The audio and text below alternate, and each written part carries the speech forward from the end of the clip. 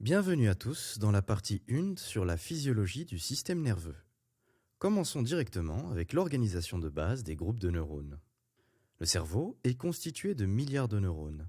On peut dire qu'il y en a 10 milliards. Et on en perd dès la naissance. Rappel, il ne se régénère pas. Pour avoir un fonctionnement cérébral important, il faut que les neurones communiquent entre eux au travers des synapses. En règle générale, un neurone va être en communication avec de nombreux autres. Le nombre dépend donc des zones.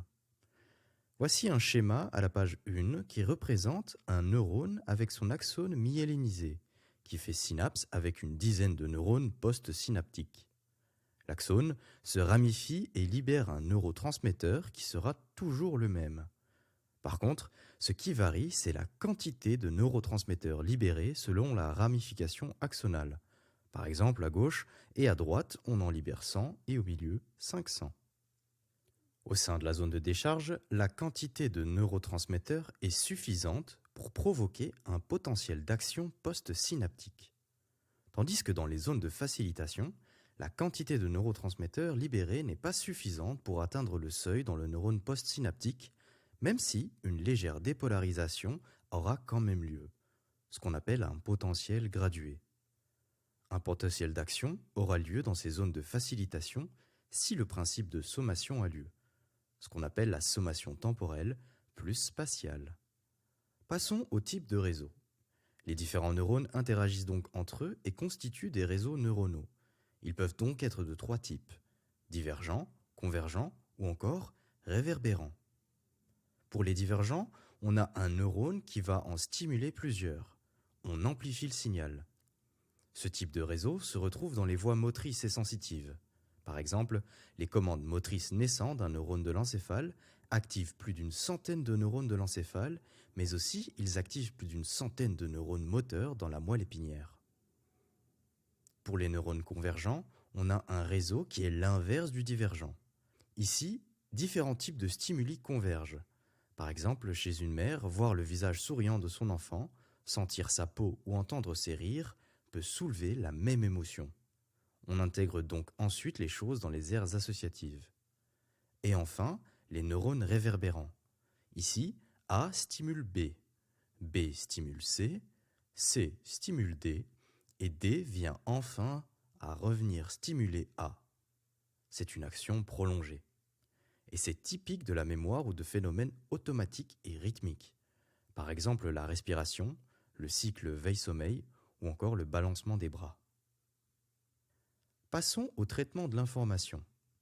Le traitement de l'information peut soit se faire en série simple, avec une seule voie, ou en parallèle, donc avec plusieurs voies.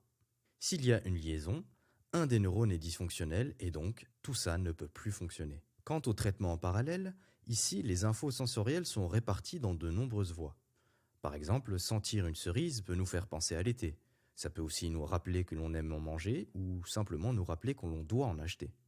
Il n'y a donc pas de redondance, c'est une image globale. Et c'est grâce à ce traitement que notre cerveau est capable de regrouper des éléments épars en un ensemble significatif. Donc par exemple, reconnaître un objet en une fraction de seconde. Partie 1. L'activité réflexe. Dans cette partie du cours, on va se concentrer davantage sur les réflexes somatiques, qui concernent donc l'enveloppe du corps, avec les réflexes auditifs, visuels ou encore douloureux.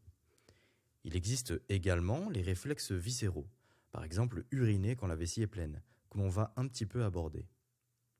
Le réflexe fait intervenir 5 composantes. Elles doivent rester intactes pour que le réflexe fonctionne correctement.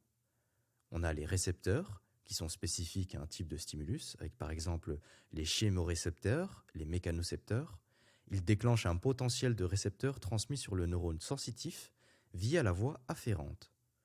Ce potentiel de récepteur sera perçu par le centre d'intégration, toujours situé dans le système nerveux central, ou encore la moelle épinière. La voie efférente, donc motrice, transmettra alors l'information à l'organe effecteur, par exemple un muscle ou une glande. Tout ça afin d'obtenir une réponse adéquate. Passons aux réflexes somatiques et viscéraux.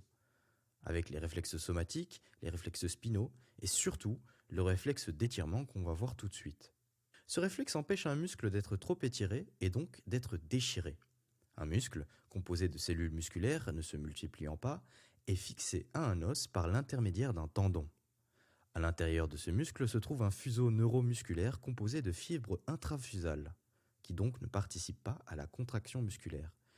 Tout ça est constitué de myocytes intrafusoriaux dont la portion centrale est dépourvue de fibrilles qui permettent la contraction musculaire, qu'on appelle myofibrilles, et de fibres sensorielles mesurant l'état d'étirement du muscle.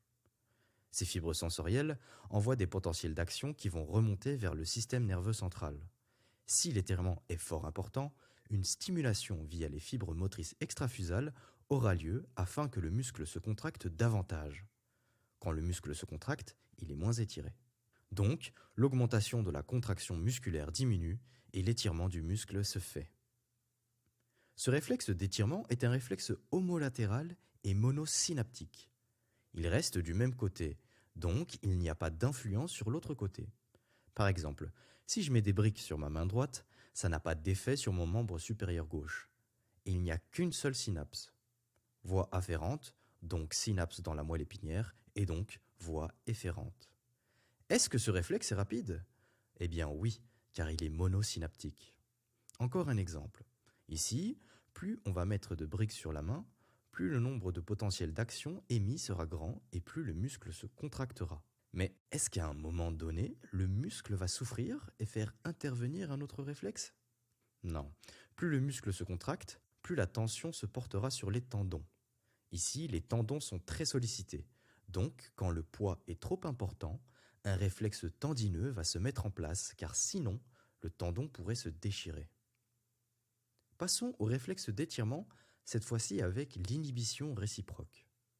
Prenons l'exemple du réflexe rotulien.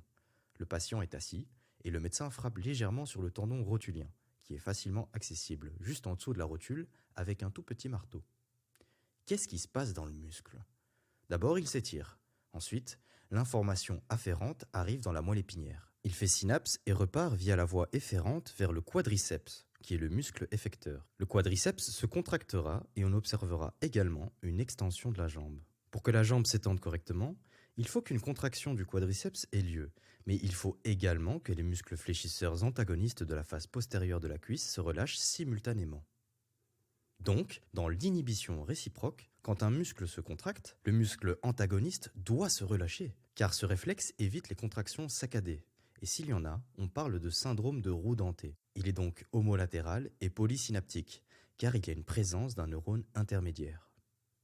Ce qui n'est pas pathologique dans le réflexe en général, c'est le fait qu'il soit plus ou moins vif. Tandis que ce qu'il l'est, c'est quand le réflexe est vif d'un côté et lent de l'autre. Donc en résumé, quand il y a asymétrie du réflexe, le réflexe devient une pathologie. Passons au réflexe de flexion avec extension croisée. Lorsque l'on marche sur quelque chose de douloureux, on fléchit le genou et le pied pour le retirer de la zone dangereuse, avec un coquillage par exemple. Pour que ces membres puissent fléchir, il faut que le membre de l'autre côté du corps soit en extension, car sinon, évidemment, on tombe. Les extenseurs se contractent et les fléchisseurs se relâchent. C'est ce qu'on appelle le réflexe de flexion avec extension croisée. Ce réflexe est hétérolatéral et polysynaptique. Attention à bien faire la différence entre le réflexe et la perception de la douleur. Le réflexe ne fait pas intervenir la perception de la douleur. Cette perception est corticale et est donc parallèle au réflexe. Parlons un petit peu du réflexe tendineux et de l'activation réciproque. Si j'augmente trop le poids des briques, le réflexe d'étirement fait que le muscle se contracte de plus en plus, et donc le tendon est étiré. Le réflexe tendineux prend alors le relais et inhibe la contraction musculaire, qui est l'inverse du réflexe d'étirement. Tout ça afin d'éviter un déchirement. C'est un réflexe homolatéral et polysynaptique, qui est donc différent du réflexe d'étirement, car il y a une présence d'un neurone intermédiaire. On a un petit résumé sous forme de tableau que je vais essayer de vous expliquer. Donc, pour les réflexes somatiques, nous avons 2 colonnes avec homolatéral ou hétérolatéral, et enfin 2 lignes avec monosynaptique et polysynaptique. Si un réflexe est monosynaptique et homolatéral, le réflexe sera alors un réflexe d'étirement, tandis que s'il est monosynaptique et hétérolatéral, il n'y a pas de nom. Pour les polysynaptiques homolatérales, on appelle ça le réflexe d'étirement avec inhibition réciproque, mais aussi le réflexe tendineux avec activité réciproque. Lorsqu'il est polysynaptique et hétérolatéral, le réflexe de flexion est avec extension croisée. Les réflexes viscéraux ou autonomes font intervenir le système nerveux autonome. Le principe du réflexe est le même que pour celui du réflexe somatique. Une perception par les récepteurs passe dans les voies afférentes pour s'intégrer dans la moelle épinière. Ensuite, le signal est transmis dans la voie efférente pour en remettre une réponse. Le réflexe viscéral est donc toujours polysynaptique, car dans le système nerveux autonome, on a effectivement deux neurones, le préganglionnaire et le postganglionnaire, dans la voie effectrice et un seul neurone dans la voie efférente. Donc au total 3 neurones et au moins 2 synapses. Exemple d'un réflexe viscéral que tout le monde connaît. Quand la vessie commence à se remplir, les sphincters permettent la continence, un lisse et un strié. Le réflexe relâche le sphincter lisse, mais celui strié reste contracté. C'est cette contraction qui permet la continence. Tant qu'il reste contracté, on n'urine pas. Dans l'incontinence, le sphincter strié ne fonctionne plus. Partie 2. Les fonctions supérieures. Réception et perception sensorielle. Les différentes fonctions sensitives, intégratrices ou motrices du système nerveux s'accomplissent simultanément. L'environnement nous stimule en permanence, les influx sensitifs qui parviennent au cerveau sont intégrés et les réponses motrices, musculaires ou glandulaires sont déclenchées simultanément. Par exemple, en conduisant une voiture, on peut écouter la radio et éviter un piéton en même temps. Parlons de l'organisation générale du système somosthésique. La perception somosthésique est la perception extérieure des éléments, via les extérocepteurs, les propriocepteurs et les interocepteurs. Il existe 3 niveaux pour que la perception soit correcte. Le niveau des récepteurs, le niveau des voies ascendantes et enfin le niveau de la perception corticale. On va aborder le traitement au niveau des récepteurs. Les informations parviennent aux récepteurs sous forme d'énergie sonore, mécanique, chimique, etc. C'est un processus de transduction. Ils sont convertis en influx nerveux. L'absorption d'énergie par le récepteur ouvre des canaux ioniques dans sa membrane et un potentiel de récepteur en résulte. Si ce potentiel atteint le seuil au niveau de la zone gâchette, un potentiel d'action est produit dans le neurone sensoriel. La transmission d'influx nerveux vers le système nerveux central continue tant que le stimulus perdure. L'intensité du stimulus est alors codée par la fréquence des potentiels d'action émis. Quant au traitement au niveau des voies ascendantes, on monte dans la moelle épinière et on arrive au niveau du thalamus où toutes les voies s'arrêtent. Le thalamus trie l'information et détermine si c'est agréable ou non. Il existe donc 2 types de voies. Les voies du toucher, de la pression et de la proprioception, qui sont la voie lemniscale, et les voies de la température et de la douleur, qui sont la voie extralemniscale. Le système réticulaire intervient dans ces 2 voies. Il amplifie ou diminue certains stimuli. Donc pour les 2 catégories, on a la sensibilité tactile fine avec le toucher, la pression et la proprioception, ainsi que la sensibilité thermoalgique, ce qui est la température et la douleur. Pour la première, on va ici effleurer le pied avec une plume. L'information sensorielle perçue va monter dans les faisceaux ascendants, les cordons dorsaux, jusque dans la synapse du bulbe rachidien, dans les noyaux graciles et cunéiformes, donc le premier neurone avec les premières jonctions synaptiques. Ensuite, après une décussation, l'axone de second ordre emmène l'information sensorielle jusqu'à la 2e synapse se trouvant dans le thalamus, avec une première appréciation agréable ou désagréable. C'est la jonction synaptique de second ordre. L'information sensorielle est alors transmise au 3e axone qui l'amène vers la partie correspondante de l'homoncule. Pour la 2e partie, on met une source de chaleur sur la plante du pied. La première jonction synaptique se fait au niveau de la corne postérieure et l'information subit ensuite une décussation. L'information va remonter sans faire d'arrêt jusqu'au thalamus, qui donc va décider si l'appréciation est agréable ou désagréable. Ce que je vais dire s'applique aux 2. Les aspects émotionnels de la perception, liés à la douleur, sont moins précis que les touchés fins de la voie lemniscale. La voie extralemniscale déclenche des réflexes d'orientation et des réflexes moteurs. Ces 2 voies, lemniscale et extralemniscale, sont distinctes et redondantes.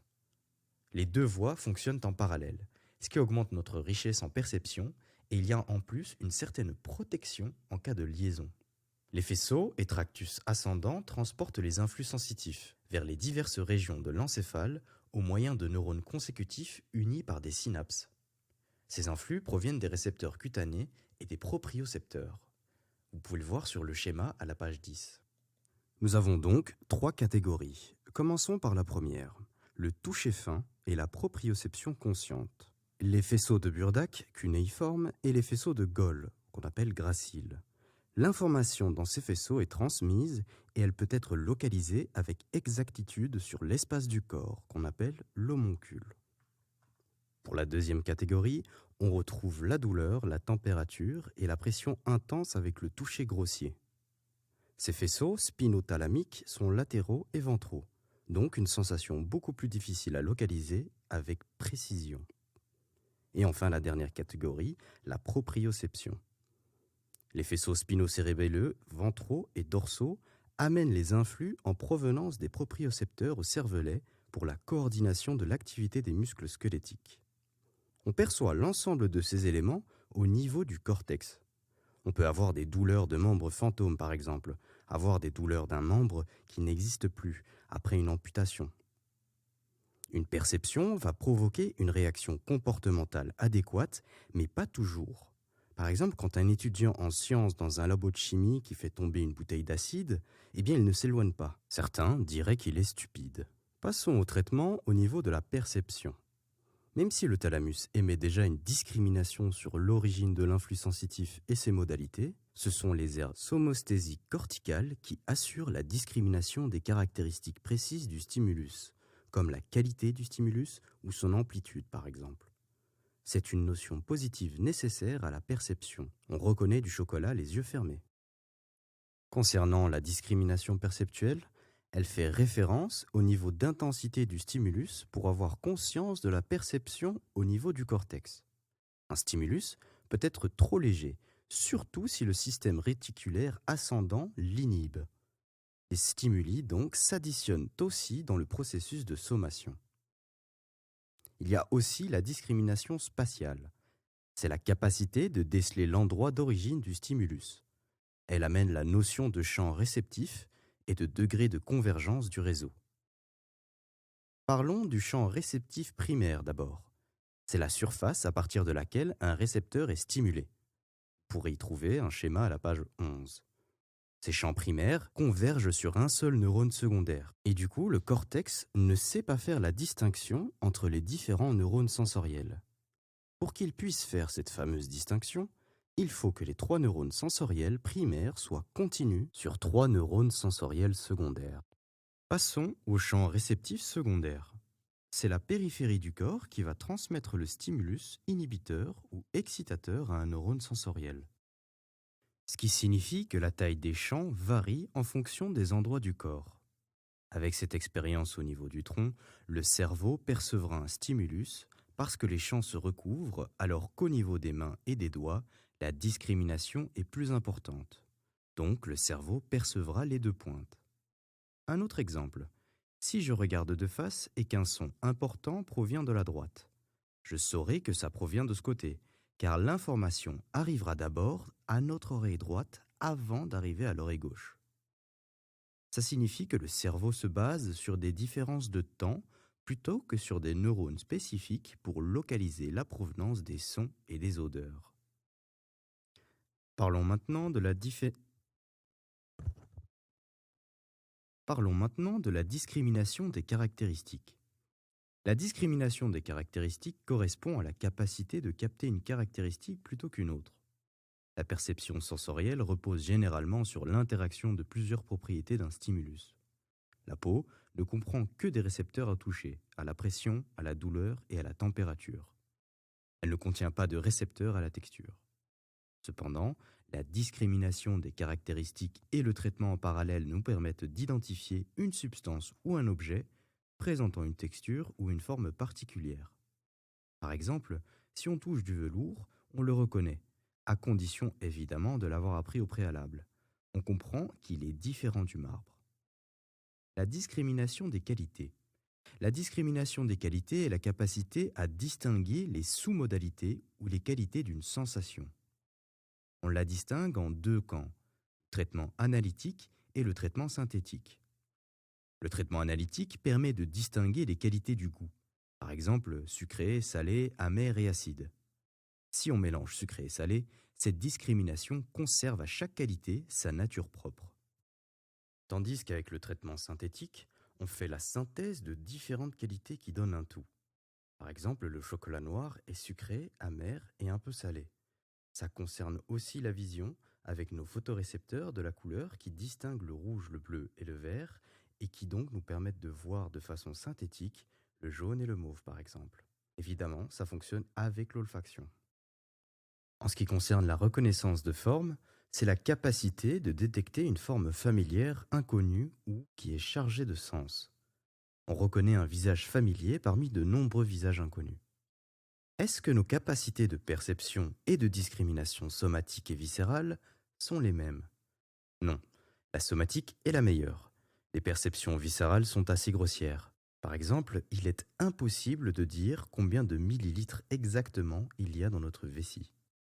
Parlons un petit peu de la douleur projetée. La douleur projetée, c'est lorsque l'on a mal à un certain endroit. On ressent des douleurs ailleurs dans le corps. Ça peut paraître bizarre, mais avec un exemple, ce sera beaucoup plus simple. Souvenez-vous, quand vous avez mal à la vésicule biliaire, bizarrement, on a une douleur à l'épaule droite. Comment peut-on expliquer ça? Eh bien tout simplement car l'information afférente va remonter dans les mêmes voies et donc le cerveau est complètement incapable de faire la différence entre les deux membres. Le problème est à la vésicule biliaire, mais ça donne une douleur à l'épaule droite, même s'il n'y a aucun problème. Le déclenchement et l'intégration des activités motrices. Le système moteur somatique a une organisation différente du système sensitif dans la mesure où il comprend des effecteurs musculaires squelettiques, au lieu des récepteurs sensoriels, ainsi que des faisceaux efférents descendants, au lieu de faisceaux afférents ascendants. En revanche, ces mécanismes fondamentaux s'articulent également en trois niveaux qui forment la hiérarchie de la régulation motrice. Cette activité motrice doit être coordonnée. Les niveaux de la régulation motrice. À la fin du XIXe siècle, le neurologue Jackson postula l'existence d'une hiérarchie de la motricité en trois niveaux. Celui de la moelle épinière et du tronc, celui du cervelet et enfin celui du cortex. Cette théorie sera modifiée car le cortex cérébral ne sera plus considéré comme le sommet de la régulation motrice, même s'il est le siège des voies motrices conscientes. Il n'est pas le siège de la coordination et de la planification, c'est plutôt le cervelet et les noyaux basaux qui font ça. Ils sont donc devenus les sommets hiérarchiques de la régulation motrice. Parlons des réflexes moteurs de haut niveau avec les schèmes fixes.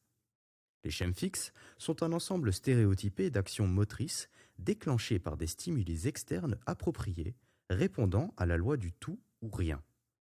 Ce sont des activités motrices complexes intégrant toute une série d'éléments. Marcher faisant partie d'un ensemble d'actions motrices, se faisant de manière consciente et inconsciente, et répondant à la loi du tout ou rien, on ne s'arrête pas avec une jambe en l'air par exemple. Mais alors pourquoi un enfant à la naissance ne sait-il pas marcher? Eh bien tout simplement car les mouvements qu'il fait concernent d'abord le tronc, mais également car les voies motrices ne sont pas myélinisées à la naissance et les voies nerveuses ne sont pas encore finalisées. Le niveau segmentaire. Les réseaux de ce niveau, souvent réverbérants, sont localisés dans la SG médulaire et activent les neurones moteurs d'un groupe précis de cellules musculaires squelettiques. Ces réseaux sont le siège du programme médulaire spécifique qui régissent des activités motrices répétitives, comme le fait de se déplacer. Donc on peut se poser la question, est-ce que la marche est innée? Même si on a déjà un petit peu répondu. C'est partiellement vrai, car on est programmé pour marcher. Mais il existe quand même une notion d'observation de ses congénères, qui signifie que c'est un acquis. Passons au niveau suivant qui sera celui de la projection. Ce niveau est formé par les aires motrices du cortex et les noyaux moteurs du tronc cérébral. Ces régions contiennent les neurones de commande qui donnent naissance aux faisceaux descendants vers la moelle épinière. On peut les classer en deux voies motrices distinctes et parallèles, qui travaillent toutes deux en synergie. La première sera la voie motrice principale, qu'on appelle la voie pyramidale. Cette voie naît des neurones pyramidaux de l'aire motrice du gyrus précentral qui comprend, en 1, les faisceaux corticospinaux ou pyramidaux, Ils gagnent la moelle pour faire synapse avec des interneurones ou directement avec les neurones moteurs de la corne ventrale dont l'activation déclenche les contractions des muscles squelettiques. Et en deux, les faisceaux cortico-nucléaires qui font synapse dans les noyaux moteurs des nerfs crâniens situés dans le tronc cérébral. Ce qui veut dire que cette voie régit ainsi principalement les mouvements volontaires fins ou complexes. S'il venait à y avoir une lésion, cela provoquerait une paralysie, qui signifie simplement une absence de mouvement musculaire. Le membre avec une hémiparésie aura-t-il quand même un réflexe? Oui, mais ce sera un réflexe un petit peu anormal, qui deviendra hyper vif. Mais comment ça se fait? Car la voie motrice principale inhibe les activités réflexes. Et donc il y a une atteinte à cette voie, et donc une hyperréflexie. Ce qui signifie qu'une lésion reviendra à dire qu'il y aura un syndrome pyramidal. Et vous retrouverez un schéma à la page 15 dans le tableau. En deux, la voie motrice secondaire, ou encore extrapyramidale. Cette voie motrice secondaire ou extrapyramidale comprend tous les faisceaux et tractus moteurs à l'exception des tractus corticospinaux, et elle naît des noyaux moteurs du tronc cérébral. Les différents noyaux du tronc cérébral, réticulaire, vestibulaire, rouge et colliculus, reçoivent des informations à partir du cervelet et des organes de l'équilibre situés dans l'oreille interne. Ensemble, ils contrôlent les aspects du comportement moteur habituel et routinier. Elle intervient dans la locomotion, l'équilibre, dans les mouvements rythmiques ou encore dans d'autres mouvements comme la nage, les balancements de bras, etc. Ce qui veut dire que leurs activités sont indispensables à la voie motrice principale pour produire des mouvements coordonnés. Ils coordonnent également les mouvements de la tête en réponse à des stimuli visuels, qu'on appelle colliculus supérieur. Et s'il y a une lésion, on appelle ça des syndromes extrapyramidaux, car il n'y a pas de paralysie ou de parésie, mais bien une atteinte de l'équilibre et des mouvements rythmiques, donc une perte des mouvements des bras, ainsi qu'un problème dans la roue dentée, avec un problème de complication pour se mettre sur un pied et de sauter dessus.